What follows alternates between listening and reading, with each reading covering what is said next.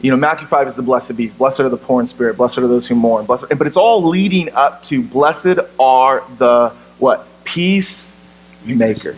Yep. Tell us a little bit about that. Yeah. So one of the reasons why I go into these really violent situations is that, you know, you hear the term peacekeepers, but this work, I view it as more of peacemaking, which is what we're called to do, because I like to go into areas where there is no peace and to go in and create peace there. And I think that that's a responsibility to go into areas where we know there is no peace. And that's not hard to find. You can look around just about anywhere and realize, wow, that we need some peace here. We need some unity. We need people to come together. And so we're called to do that. That's our responsibility. I have cops messaging me on my social media accounts saying, hey, Ken, this happened in this area here. Activists to reach out to me and say, hey, Ken, did you hear about this shooting that happened here? We don't want things to get bad. And so that's part of what's pulling me into all of these different areas in the country, is just by being recognized as a peacemaker.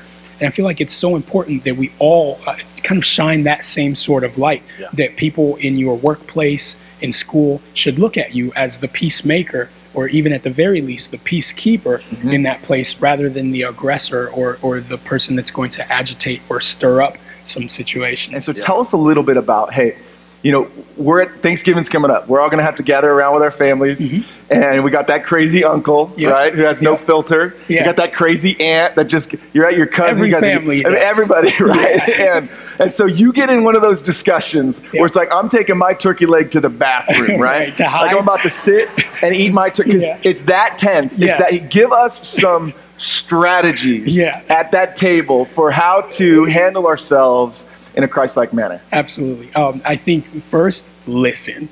Always. Never be the first person to say, this is how I feel about this issue, because you never know what's going to press people's hot buttons.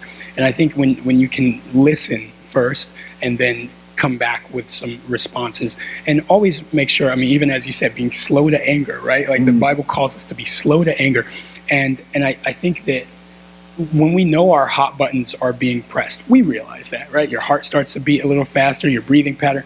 That might be the time that you do want to go to the bathroom with your turkey leg and say, you know what, let me cool down for a little bit, and then I'll come back with a response for this. But I think just knowing at the end of the day, especially when it's with your family or your friends, that is so important to keep intact, your family and your friendships. And in order to do that, I think that takes really just being able to listen with empathy. I think so many times when we're listening to people, we're thinking of what we're going to say next, rather than listening to understand. And I think it's really important that we listen to understand. Now that creates the platform for them to go back and forth. And so one person can say, well, I feel this way about it. Well, I feel this way about it. Well, let's agree to disagree. We're still family. Let's eat this turkey leg. And